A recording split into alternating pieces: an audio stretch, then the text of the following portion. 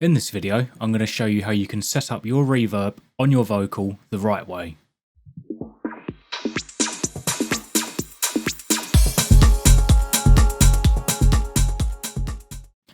So first of all, you're going to need a vocal, and I'm just using this one from the Alexandra vocal sessions, which I just got on Splice.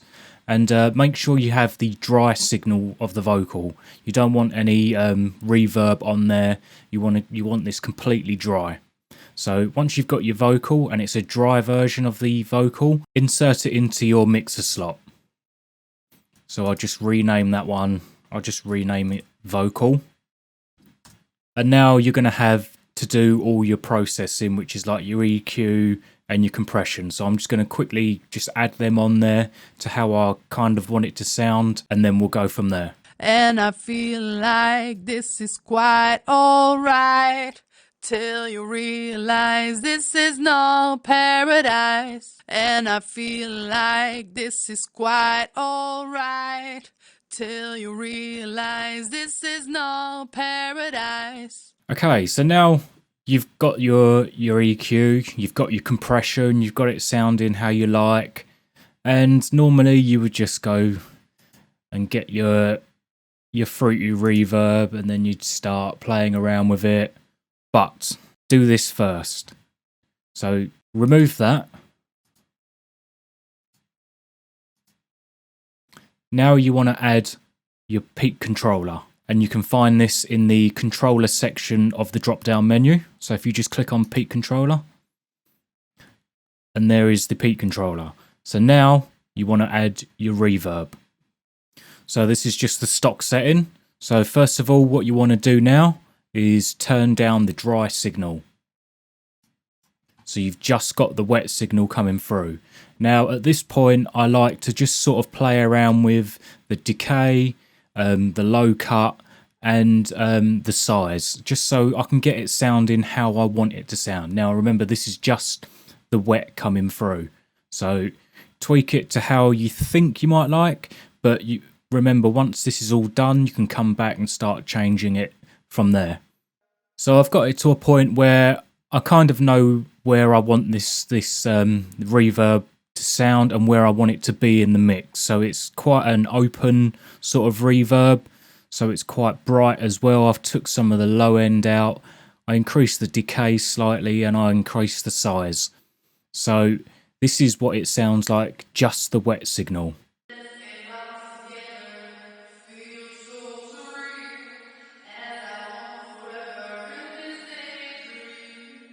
So now, of course, it sounds really tinny. It is just the wet signal. So now what we're going to do now is we're actually going to automate the dry wet, which is this one here, of the reverb. And what we're going to be doing is every time the vocal comes in and there's certain parts that are louder, certain parts that are quieter than other parts, then it's going to increase the reverb just so it sort of levels it out. So what you want to do now is right click on the dry wet knob of the reverb,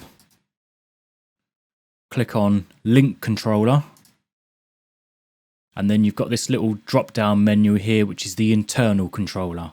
So drop that menu down and you're going to see fruity peak controller and whatever you've got in your mixer slot, and I've named it vocal so you can see it. It's in the brackets, says vocal.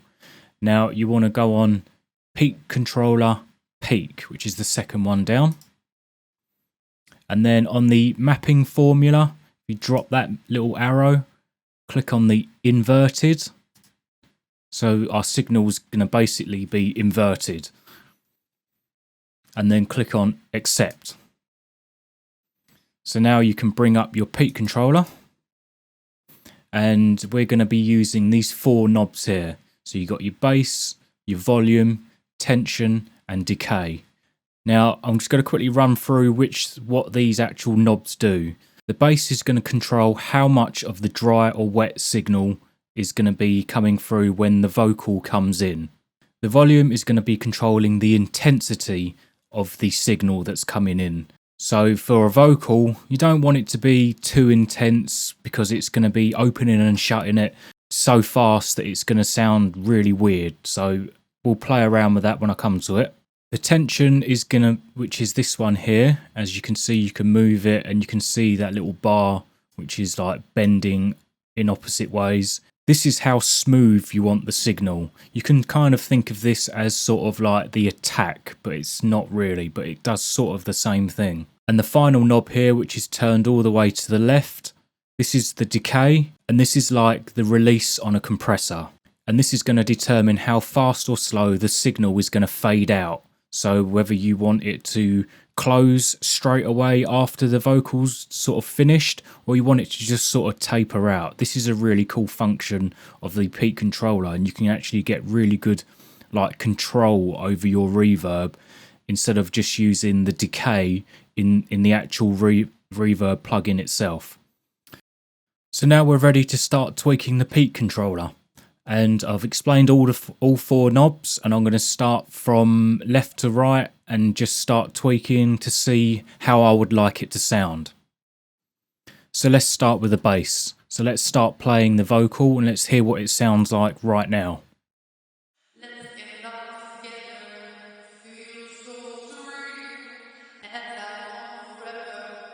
And as you can see, it is quite intense. You can see that the dry wet knob here is being controlled by the volume of the vocal.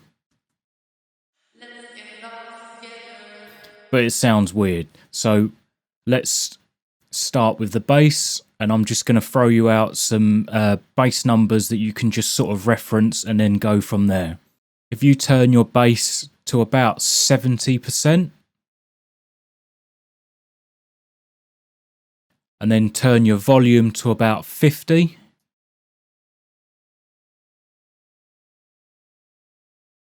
Now turn your tension to about 20. And then finally, turn your decay to about 25.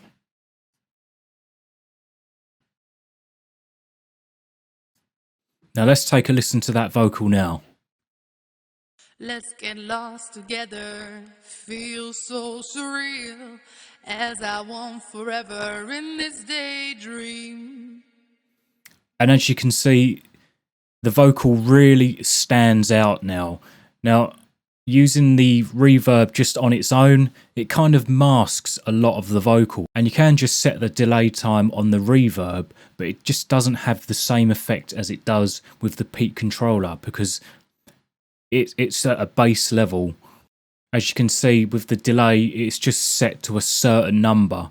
So let's check out how the Peak controller is working. If you look on this graph, where the louder part of the vocal sort of ramps up a bit, it's gonna increase the reverb as well.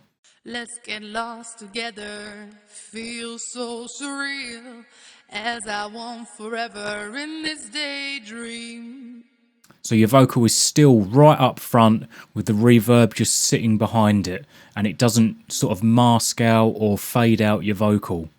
Now this technique doesn't just apply to vocals. Now you can get some really good results of this doing it on your lead.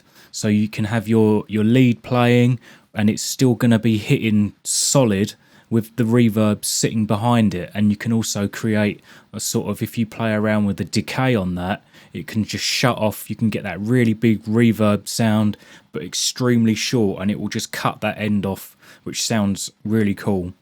Also, you can try this on your drums, maybe obviously not your kick, but like on your percussion, it sounds really cool.